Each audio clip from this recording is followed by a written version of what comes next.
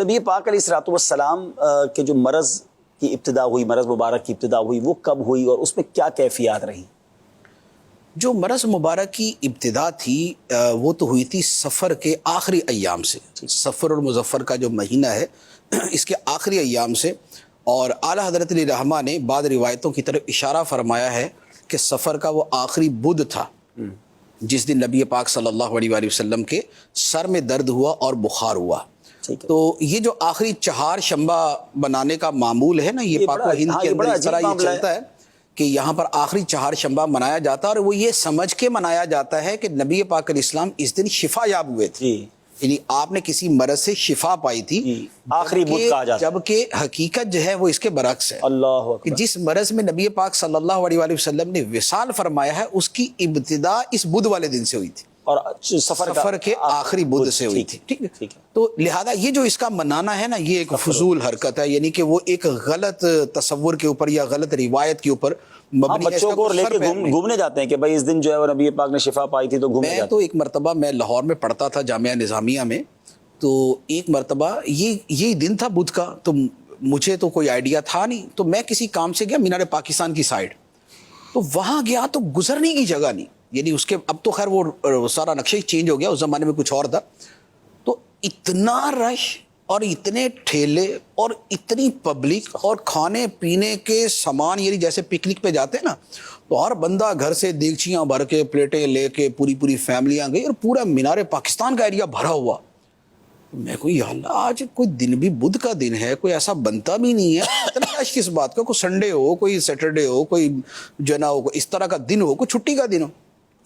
تو میں نے واپسی میں کسی دوست سے پوچھا، یار یہ رش آج اتنا کیوں ہے؟ تو اس نے کہا وہ ہے نا آج سفر کیا، وہ آخری چہار شنبہ ہے آج. تو اس سے پتا چلا کہ اتنی بڑی یعنی تعداد میں مناتے ہیں. ویسے تو پتا تھا کہ کچھ لوگ مناتے ہیں، لیکن اتنا زیادہ مناتے ہیں یہ نہیں پتا تھا. تو یہ غلط ہے منانا، اس کا کوئی سر پیر نہیں.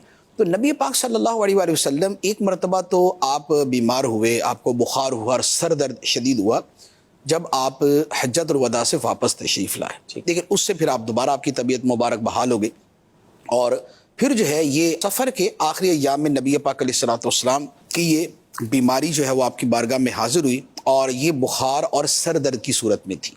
نبی پاک صلی اللہ علیہ وآلہ وسلم نے اپنے سر اقدس پہ کپڑا بھی باندھا سر درد اور بخار کی وجہ سے. تو یہ ابتدا تھی. تو یوں کہہ لیں کہ یہ تقریباً جو ہے نا یہ کوئی 14 دن یہ بنتے ہیں بیماری کے. 13 دن کا لکھا ہوا کہ 13 دن نبی پاک صلی اللہ علیہ وآلہ وسلم کے یہ بیماری کے گزرے. اس میں جو زیادہ جو کیفیت تھی وہ بخار کی زیادہ تھی. بخار تیز تھا، بڑا شدید تھا.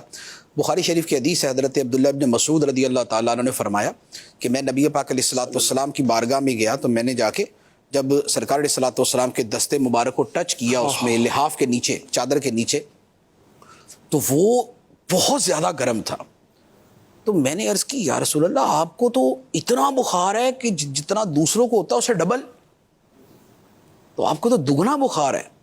تو وہ نبی پاک علیہ الصلوۃ والسلام نے فرمایا کہ انی اوعک کما یوعک الرجلان، کہ مجھے اتنا بخار ہوتا ہے جتنا 2 آدمیوں کو بخار ہوتا ہے، یعنی دوسروں سے 2 گنا زیادہ بخار ہوتا ہے.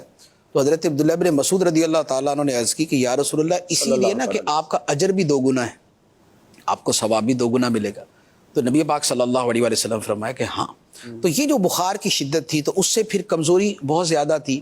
اور ایک مرتبہ جو نبی پاک علیہ الصلوۃ والسلام مسجد میں تشریف بھی لائے، تو اس مسجد میں تشریف لانے کی کیفیت اسی طرح کی تھی کہ سیدنا علی المرتضیٰ شیر خدا رضی اللہ تعالیٰ عنہ نے ایک طرف سے تھاما ہوا تھا، اور حضرت قاسم بن عباس رضی اللہ تعالیٰ عنہما انہوں نے دوسری طرف سے تھاما ہوا تھا. اور یہ حضرت عباس کے بیٹے تھے، یہ حضرت عباس کے بیٹے تھے، یعنی کہ حضرت علی کے کزن، نبی پاک علیہ الصلوۃ والسلام کے بھی کزن ہوئے. تو یہ پھر نبی پاک علیہ الصلوۃ والسلام کو یوں سہارا دے کر، ظاہری سہارا دے کر جو ہے وہ مسجد میں لے کر آئے. نبی پاک علیہ الصلوۃ والسلام نے پھر کچھ نصیحت فرمایا کہ یہودی جو ہے وہ خدا کی رحمت سے دور ہو گئے کہ انہوں نے اپنے نبیوں کی قبروں کو سجدے کی جگہ بنا لیا، تو لہذا یہ کام نہ کرنا کہ میری قبر کو سجدہ نہ کرنا. یہ فرمایا. اس کے علاوہ چند یہ بھی اشارہ دینا ہو گیا. جی یہ بھی اشارہ تھا کہ یہ ہے. اور اس وقت تو خیر آثار بھی کچھ یوں کہہ لے کہ ظاہر ہو، کیونکہ یہ جو واقعہ ہے یہ شاید نبی پاک علیہ السلام کے وصال مبارک سے 3 دن پہلے کا ہے، یا غالباً 3 دن پہلے کا، 3 یا 4 دن پہلے کا یہ. تو یہ پھر ایک پورا معاملہ چلتا رہا. جو بخار کی شدت تھی اس میں پھر جب یہ بیماری جو ہے وہ زیادہ ہوئی تو نبی پاک علیہ السلام حضرت میمونہ یا حضرت زینب بنت جحش رضی اللہ تعالیٰ عنہما میں سے کسی کے گھر پر تشریف فرماتے. تو سرکار علیہ الصلوۃ والسلام نے فرمایا کہ اگر اپنی ازواج مطہرہ سے فرمایا کہ اگر تم اجازت دو تو میں عائشہ کے گھر شفٹ ہو جاؤں. اس حالت میں بھی اجازت اور اس طرح کا معاملہ رکھنا, اللہ اکبر. وہ جو ویسے تو نبی پاک علیہ السلام پہ یہ باری جو ہے یہ واجب نہیں ہے, لیکن ویسے جو قرآن پاک کے اندر مسلمانوں کے اعتبار سے فرمایا وہ یہی ہے کہ ایک سے زیادہ بیویاں ہوں تو ان میں عدل واجب ہے. جتنا وقت ایک کو دیا جائے گا اتنا دوسرے کو, اتنا تیسرا. تو وہ جو باری کا دن تھا, جو وہ تھی باری تھی, وہ حضرت میمونہ یا حضرت زینب کی تھی. تو نبی پاک علیہ الصلوۃ والسلام نے فرمایا کہ اگر اجازت ہو تو میں حضرت عائشہ کی طرف شفٹ ہو جاؤں. تو سب نے اجازت دے دی, تو سرکار علیہ السلام وہاں تشریف لے گئے. لیکن اس سے پہلے حضرت حفصہ رضی اللہ تعالی عنہا کے صحن مبارک میں نبی پاک علیہ الصلوۃ والسلام نے فرمایا کہ 7 مشکیزوں کا پانی یہ میرے اوپر ڈالو. اللہ. تو 7 مشکیزیں کہ جن کے منہ جو ہے وہ پانی بھرنے کے بعد کھولے نہیں گئے تھے, تو ان کا پانی نبی پاک علیہ الصلوۃ والسلام پہ بہایا گیا. تو سرکار علیہ السلام نے فرمایا کہ پورا ہو گیا, یعنی 7 پورے ہو گئے. تو عرض کی جی ہو گئے. تو فرمایا ٹھیک ہے, اب ضرورت نہیں ہے. اور اس کے بعد پھر حضرت عائشہ رضی اللہ تعالیٰ عنہ کے گھر تشریف لے گئے. پھر وہاں پر جو کیفیت مبارک تھی وہ یہی تھی کہ اس میں بے چینی اور اس میں بخار, اس میں سر درد, نماز تھی جو ہے وہ حضرت ابوبکر صدیق جی وہ میں عرض کرتا ہوں اس کا کیا تھا. تو اس میں یہ تھا کہ پھر نبی پاک علیہ السلام کے پاس ایک پیالہ مبارک رکھا ہوا تھا جس میں پانی ہوتا تھا. تو سرکار صلی اللہ علیہ وآلہ وسلم اپنا دستے مبارک اس پیالے کے اندر ڈبو کے تو اس کا پانی جو ہے نا وہ اپنے چہرے پر, اپنے بدن مبارک پہ پھیرتے تھے. یہ جیسے بخار والے کو وہ ٹھنڈی پٹی کرتے ہیں یا اس کو پانی وغیرہ لگاتے ہیں تسکین کے لیے, تو نبی پاک علیہ السلام وہ کرتے تھے. اور جو دم وغیرہ تھے تو ویسے تو سرکار علیہ الصلوۃ والسلام کا معمول تھا کہ ہر رات کو سورہ فلق, سورہ ناس پڑھ کے اپنے اوپر دم کرتے تھے, دستے مبارک پہ دم کر کے اپنے بدن اطہر پہ پھیرتے تھے. اور بیماری میں بھی نبی پاک علیہ السلام کا یہی معمول تھا کہ بیماری کے اندر آپ شفا کے لیے بھی اسی طرح دم فرمایا کرتے تھے. تو حضرت عائشہ صدیقہ رضی اللہ تعالیٰ نے فرمایا کہ چونکہ نبی پاک علیہ الصلوۃ والسلام کی طبیعت مبارک کی جو ناسازی تھی اور کمزوری تھی وہ بہت زیادہ تھی, تو پھر یہ جو آخری ایام تھے ان میں پھر میں سورہ فلق اور سورہ ناس پڑھ کے اپنے ہاتھوں پہ دم کر کے تو نبی پاک صلی اللہ علیہ وآلہ وسلم کے بدن اطہر پر پھیر دیا کرتی تھی. تو یہ جو ہے نا وہ دم وغیرہ کا معاملہ تھا. نمازوں کا جہاں تک معاملہ ہے تو نمازوں کا یہ تھا کہ نبی پاک علیہ الصلوۃ والسلام جب مسجد میں تشریف لے جانے سے جو ہے نا وہ آپ نے بہت زیادہ کمزوری محسوس فرمائی, تو پھر آپ نے حضرت عائشہ سے فرمایا کہ ابو بکر سے کہو کہ وہ نماز پڑھائیں. حضرت عائشہ رضی اللہ تعالیٰ نے عرض کی یا رسول اللہ کسی اور کو فرما دیں. تو فرمایا کہ نہیں انہی کو کہو. عرض کی نہیں یا رسول اللہ کسی اور کو کہہ دیں. تو پھر عرض کی کہ یا رسول اللہ وہ بڑے نرم دل ہیں, آپ کی جگہ کھڑے نہیں ہو سکیں گے, کیونکہ آپ سمجھتے نا جو حالت و کیفیت ہے وہ تو ناقابل برداشت. تو عرض کی یا رسول اللہ وہ بہت رقیق القلب ہیں, آپ کی جگہ کھڑے نہیں ہو سکتے. وہ اس لیے کہہ رہی تھی کہ کسی اور کو کہہ دیں. وہ اس لیے کہہ رہی تھی, اور اس میں دوسرا ایک پہلو یہ بھی تھا کہ نبی پاک علیہ السلام کی جگہ کھڑے ہونے کا مطلب لوگ سمجھ جائیں گے کہ سرکار علیہ الصلوۃ والسلام دنیا سے تشریف لے جا رہے ہیں اور ان کی جگہ یہ ہیں. اور یہ ہوتا نا کہ لوگ اپنے محبوب کی جگہ دوسرے کو دیکھیں تو اس کے حوالے سے دل کی کیفیت بدل جاتی ہے کہ یہ کیوں. تو یہ بھی اس میں ایک سبب موجود تھا. خود حضرت عائشہ رضی اللہ تعالیٰ نے بیان فرمایا. تو نبی پاک علیہ الصلوۃ والسلام نے فرمایا کہ انتن صواحب یوسف, کہ تمہاری حالت وہی ہے یوسف علیہ السلام کی جو خواتین تھی نا, جو مختلف انداز کے اندر, یعنی کہ معاملہ کچھ اور تھا اور کہہ کچھ اور رہی تھی. تو اصل وجہ وہ ہے اور یہ ضمنی ہے لیکن اس کو زیادہ واضح کر کے پیش کیا جا رہا ہے. تو بہرحال پھر حکم مبارک ہو گیا تو پھر صدیق اکبر رضی اللہ تعالیٰ عنہ کھڑے ہو گئے اور آپ نے 17 نمازیں پڑھائی. ٹھیک, 17 نمازیں آپ نے پڑھائی ہیں نبی علیہ الصلوۃ والسلام کی حیات ظاہری کے اندر.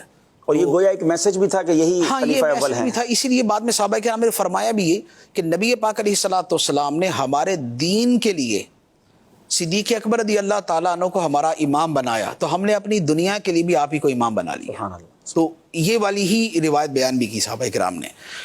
اس کے بعد پھر صدیق اکبر رضی اللہ تعالیٰ عنہ جو ہے وہ نمازیں ادا فرماتے رہے اور 3 دن جو ہے وہ نبی پاک علیہ السلام مسجد میں تشریف نہیں لائے.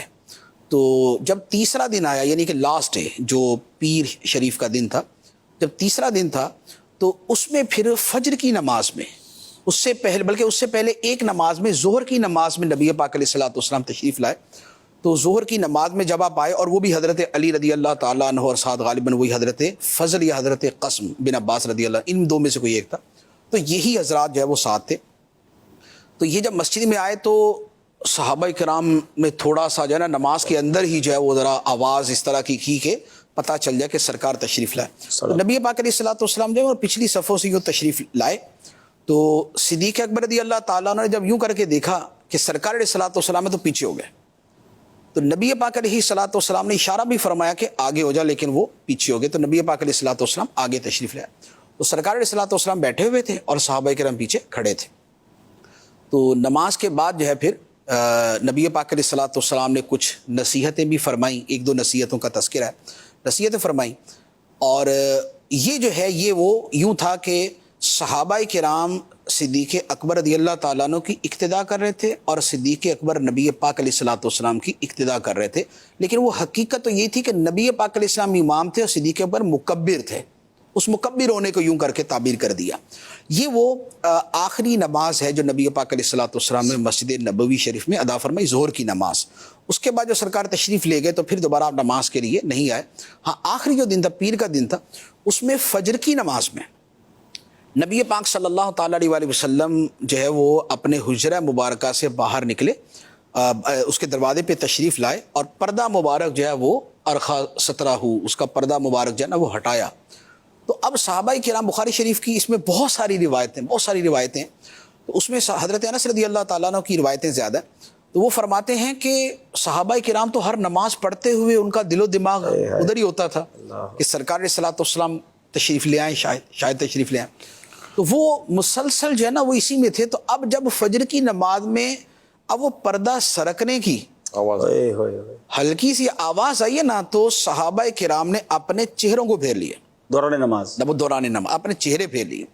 اور حضرت انس رضی اللہ تعالیٰ عنہ فرماتے ہیں کہ نبی پاک صلی اللہ تعالیٰ علیہ وسلم کا جو چہرہ مبارک وہ فجر کی نماز میں جو سامنے ظاہر ہوا، تو فرماتے ہیں کہ انہا ورقۃ مصحف، سبحان اللہ، وہ ایسا تھا کہ جیسے قرآن کا ورقہ کھل گیا، جیسے قرآن کا نور اور قرآن کی ایک نورانیت اور ایک اس کا کیف ہوتا ہے. تو سرکار دو عالم صلی اللہ تعالیٰ علیہ وسلم کے چہرہ مبارک سے جو ہے نا وہ اس طرح نور مبارک جو ہے وہ ظاہر ہو رہا تھا. اور صحابہ کرام فرماتے ہیں کہ ہم نے ارادہ کیا کہ نمازیں توڑ دیں، ہم نے ارادہ کیا کہ نمازیں توڑ دیں اور نمازیں توڑ کے جو ہے نا وہ نبی پاک علیہ الصلوۃ والسلام کی طرف بھاگ پڑے. تو سرکار علیہ الصلوۃ والسلام نے وہیں سے اشارہ فرمایا کہ نماز مکمل کرو، اشارہ فرمایا نماز مکمل کرو. اور یہ کر کے پھر سرکار علیہ الصلوۃ والسلام واپس. اور یہ غالباً یہ آخری دیدار جو صحابہ کرام نے کیا. تو اس کے بعد پھر گھر کے اندر تو حضرت عائشہ صدیقہ رضی اللہ تعالیٰ عنہ اور حضرت فاطمہ الزہرا رضی اللہ تعالیٰ عنہ کا آنا تھا، پھر مولا علی، پھر حضرت عباس اور حضرت قاسم، حضرت فضل، ان کا پھر جو ہے وہ پھر جو فیملی کے افراد تھے ان کا زیادہ تھا، ازواج مطہرات کا زیادہ تھا. تو یہ سارا معاملہ تھا. تو اسی میں پھر جو ہے نا وہ یوں کے آگے پھر جو وصال مبارک کا واقعہ ہوا. تو یوں بیماری سے لے کر جو وصال سے پہلے تک کے واقعات ہیں وہ اس طریقے سے